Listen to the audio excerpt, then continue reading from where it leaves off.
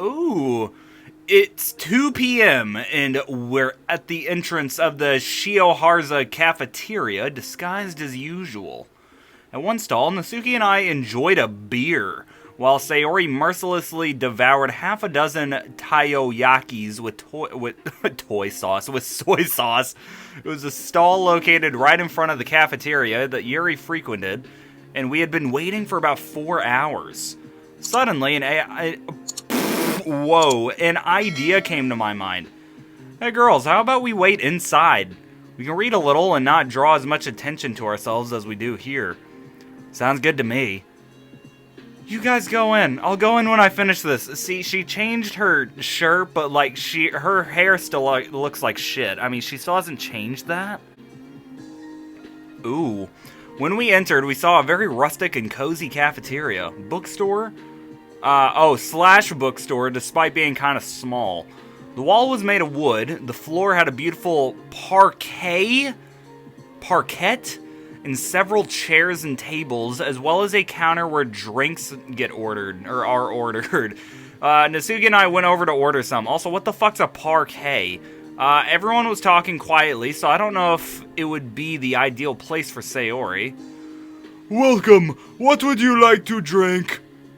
A maca tea, please. Ew. I'll have a black coffee. There we go. Coffee. Let's go. I'll bring it to you right away. Sit wherever you want. We approached a secluded table right next to the window. I walked over to the nearest bookshelf and pulled out a book. It was a translation of The Sword of Destiny by Andrzej Sapkowski, and I started reading it at a good pace.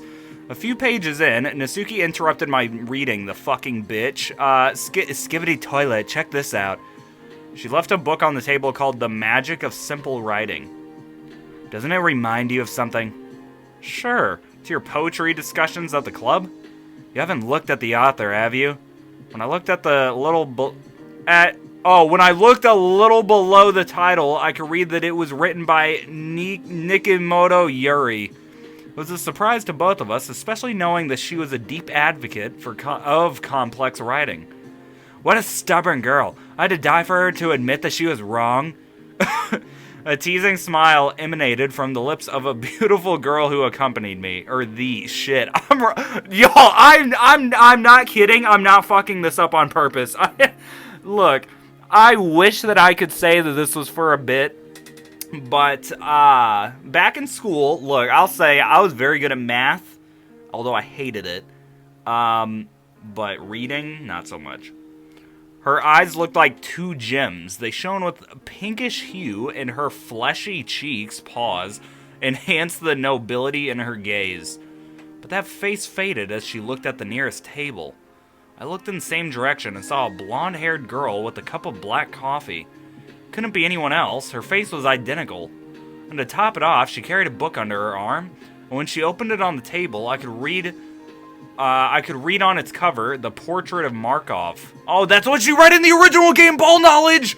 I looked into Nasuki's eyes. I didn't know what to do or how to react. The plan was for Sayori to talk to her, but she was not here and could not leave the place now.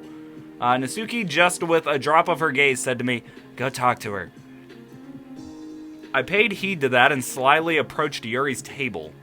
So that she wouldn't think I was a stalker or something, I pretended to look for a book on the shelf next to her. From there, I extracted the book called The Clan of the Cave Bear. It was one of my favorite books, and it was the first subtle clue for Yuri to identify that guy who was looking for a book in front of her desk, since she knew I loved it. When I pulled it out, I approached her and spoke softly. "Can I sit here?" She answered that with a characteristic, soft, delicate, almost erotic voice. Yo, we're about to do Yuri's voice erotically. Watch this. And complimented it with a broad smile on her face. "Of course." Alright, whoa, she looks kind of bad here. Whoa! Wait! Hold it, y'all, wait. Nah, wait, with the blonde hair? Nah, wait, she looks bad. What the fuck? She looks so much better than she does in the original game. What the fuck? Nah, y'all, am I about to become a Yuri enjoyer? No way. No way. This mod could be life-changing for the whole fucking Halo Doggo channel. Lore is about to change. I took the spare chair and sat down, looking calmly into her face. A few seconds passed before one of the two of us spoke. You are Nikimoto Yuri, right? That's right. And what's your name? Call me Hoy. I like your books very much. I'm so glad. It's always an honor to meet a fan in person. She bowed her torso in a symbol of cordial greeting, but gave me a sly smile that made me feel strange. What book are you reading? Why ask me if you already know? That was the last answer I expected, and it really threw me off. What do you mean? You think I didn't see you looking at me a while ago, you and your friend? Do you think I didn't notice Sayori waiting outside? Oh shit, wait, what? And you said goodbye, meaning that the three of you were coming together? You think I didn't notice your voice and the tuft of pink hair sticking out of your friend's wig? Do you think I didn't see your face when you realized I was Yuri? Because if you do, you couldn't be more wrong. I was hoping to surprise Yuri, but now I'm the one who's surprised. What the fuck just happened? She has already recognized us in a few minutes just by looking at the details of our actions. I remembered that methodical Yuri to the point of exhaustion, but I did not expect at all this level of attention. A cold sweat began to break out on my forehead, making her theory come true. And lastly, do you think I didn't know you were alive? I've known for 5 years, waiting patiently, suffering every day and gradually losing faith. But I knew my pain was not in vain. What? Nasuki approached, stunned by Yuri's intelligence. A few seconds passed, which seemed like years before Nasuki spoke. And you think I didn't notice that you made my point about simple writing? Instantly, tears of joy emerged from Nasuki's eyes, an act that inspired Yuri to stand up and embrace us. But, hold it, is she... What the fuck? How does she... I'm so confused. How does she know? She said that she knew for 5 years? What the fuck? We melted into her for a long time. Her sobs would have been deafening if they had not been silenced by my chest, where she was clutching my shirt and staining it with tears. Where have you been all this time? We don't know that very well, Yuri. We don't know. You saved me. Why do you say that? Because... Forget it, I don't care about anything. Damn. Neither how you are back here, or you are here, nor where you've been, nor how you've been able to come back. I just know that you are back, and there is no person I can thank for that. Well, you can thank the god of your choice. After all, if he created you, he'll understand your pain. No. We humans are not made in the image and likeness of God. Rather, God is made in our image and What? But didn't God come first? This game got me questioning my religion right now. What the fuck is happening? I wasn't expecting that going into this recording session. It is an invention of the human mind so as to not feel alone and weak, because we need to have someone to blame for good and bad things. I only know that you have returned from wherever you have been, and I don't need anyone to explain it to me. I just want to hug you again. Her wish was instantly granted just as Sayori was walking through the door. She looked at us in confusion, but quickly understood the situation and joined the group hug without a word. She still looks like shit, though. Sayori, you really need to fix up yourself, man. Oh, now we're all in the hotel. Sayori has leaned against the window frame, Nasuki against the wall, Yuri had sat on the edge of Sayori's bed, and I had sat on the chair in the hotel room. I'm in the cuck chair as they have a lesbian threesome. No. It had been several hours since we had returned to the hotel after the reunion with Yuri, without hardly moving, so my legs were already starting to ache a little. I mean, you tried to contact Monica, but why couldn't you? The fact is we could, but it didn't go very well. What's my role in the plan, then? You are the only one who can enter her firm and talk to her. We've been banned from entering. Have you had any contact during the 5 years we've been away? Well, Monica and I... Oh my god, wait, lesbians! Monica and I were a couple for a while. But it didn't work out. It was very noticeable that we were just trying to hide the hole you had left with your supposed death. Wow, well, we already have a plan for tomorrow. Should we get organized? Or now we should get organized. Yuri, you are not staying at this hotel, but I can pay a little more. We can sleep two in each room. Natsuki and I in this room, and Yuri and Sayori in the other. We have no other option. There's no rooms for 4. I see it fine, but you don't have to pay me anything. I'm here on a business trip for a few months, and production pays for my stay. I'll tell them I'm changing to this hotel, and if I want to bring guests to my room, no one can forbid me.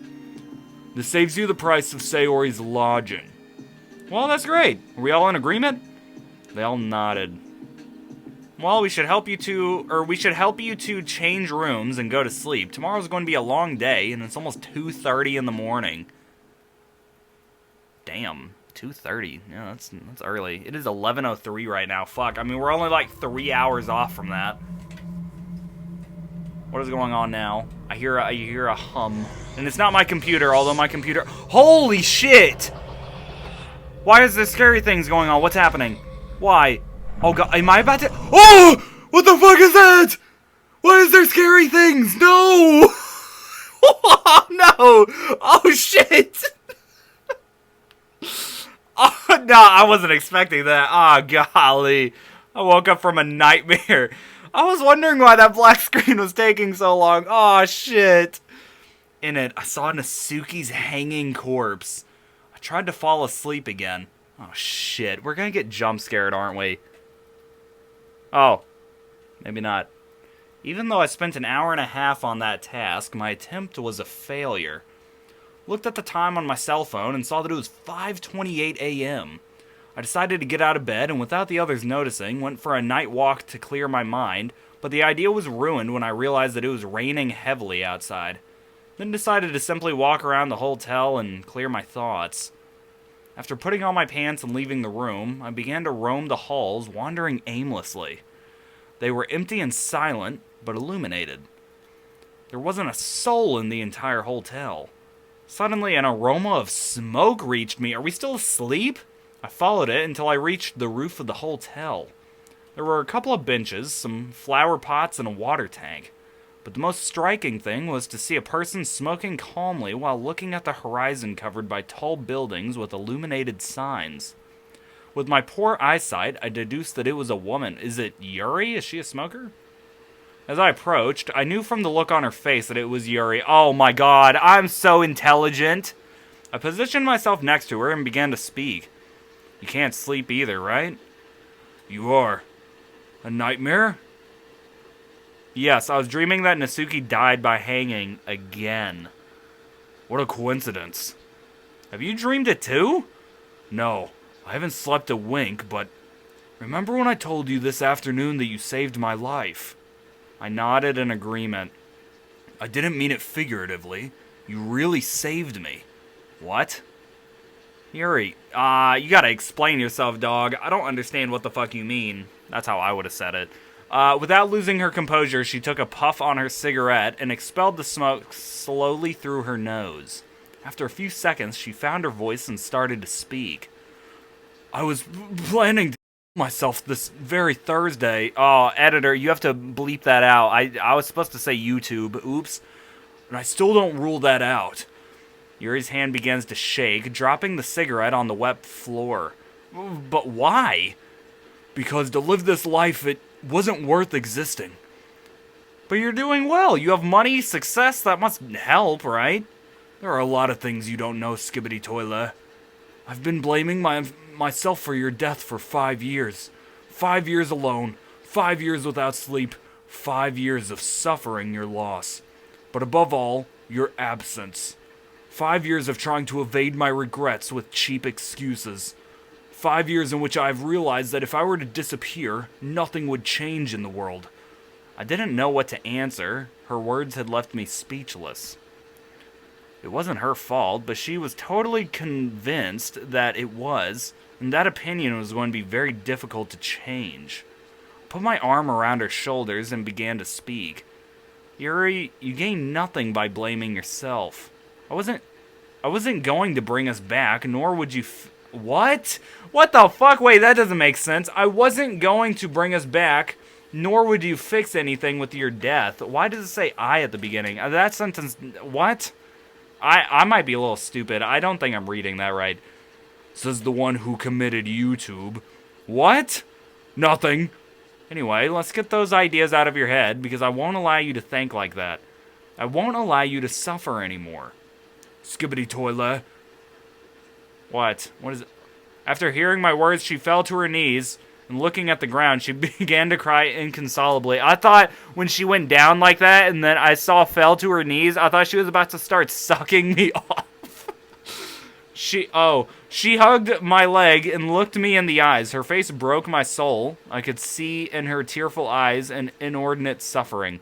Between sobs, she could barely speak. Skibbity toilet, forgive me, please. I know you'll never be able to do that, but I needed to get it off my chest. Yuri, what are you saying? I forgive you, but I don't know why you're apologizing. With my hands, I grabbed hers and lifted her off the ground. Her knees were soaked with rainwater, and she kept wiping her tears with her forearm. They reached her cheeks and slid down to die in her mouth, along with an ironically beautiful path. As she stood up, she looked into my eyes. They conveyed agony and relief, pain and peace. I couldn't suppress the urge to hug her. It was warm, comforting to me, but mostly to her. Her sobs were choking in my chest again, for she had buried her face in it. My chin rested gently on her head, and her arms had taken me completely. It's not that I wanted to free myself from the embrace. It's that I could barely breathe. Suddenly we heard a very familiar voice. Guys, it's 5:45 in the morning. Please go to bed. My room is next door, and I can't sleep with all this chatter. Oh, sorry, Sayori. We didn't mean to wake you up. Sayori was in her pajamas with narrowed eyes. She looked at us confused, but from her expression, I deduced that she would prefer to spare us the questions so as to not waste time. Yuri and I went to our rooms and went back to bed. Poor Sayori, she hasn't been able to sleep at all. First, because Nasuki and I were having sex. Now, it's because Yuri and I were talking. Yuri slyly looked at her cell phone and read the messages Sayori sent her. A bead of sweat fell from her forehead. She wasn't sure the plan was going to work. Literature club. Sayori, I don't know. I think if they know who I am, I'm afraid of getting caught. I actually really like this view of the phone, by the way. This looks sick. Hear me out. Yuri, Sayori, fix your fucking hair. Like, it looks good in that picture. Like, why can't you just do that? Hear me out, Yuri. It's impossible for them to know who you are. They've never seen you with us. Just trust the plan, okay? I trust the plan, but... Don't worry. Don't be paranoid. You'll see they won't find out. Yes, Sayori, but you have to keep in mind that I'm a public figure. Maybe someone recognizes me. So what? It's normal for a celebrity to get into legal trouble. You don't think about it, okay? Sayori logged off, knowing that it was already time for entry, and she wasn't wrong. Immediately after, Yuri was called inside, but she slyly kept her cell phone with the camera sticking out of her pocket so we could watch by video call what was going on. Oh, that's convenient. That's good for us. When she entered the room, she was stunned to see Monika's large, spotless office. She confusedly looked from corner to corner, not focusing on any particular detail. Finally, she sat down in one of the guest chairs behind the huge desk. Good afternoon, how can I help you? Well, I'm in trouble for the copyright of one of my works. Perfect, you've come to the right place. Can you tell me your... Yuri, is that you? Yes. Yuri let out a forced and nervous laugh. Oh. Monika responded with a strange smile. Oh my god, I haven't heard from you in years. What a beautiful outfit, it looks amazing on you. I would have loved to see you like this when we were together. The glasses look great on you. But you're not here for that, are you? What? I don't know what you mean. Yuri gasped. For a moment, she thought her performance didn't work, but she was wrong. Monica knew perfectly well how nervous and shy Yuri was, so she didn't suspect her. Nothing. Bad experience I had a few days ago. Well, I'm going back to the lawsuit. What is your reason for starting a copyright claim? Well, an author plagiarized an excerpt from one of my books, and he refuses to change that, so I've decided to sue him. Oh, right. I forgot that you're a writer. If you have money for complaints, I imagine things are going very well for you. Monica smiled mischievously and kept talking. Well, a copyright claim takes a few days to process, if it's accepted at all. Could you come by on Wednesday? It should be ready by then. Okay, but I'd like to clear things up today. The problem is, I have a book signing session in an hour, and I can't stay long. Do you think that we can meet tonight in a cafe I know and work out all the details? It's very close to here. Monica was a little startled since it was the first time Yuri had invited her to meet at a particular place.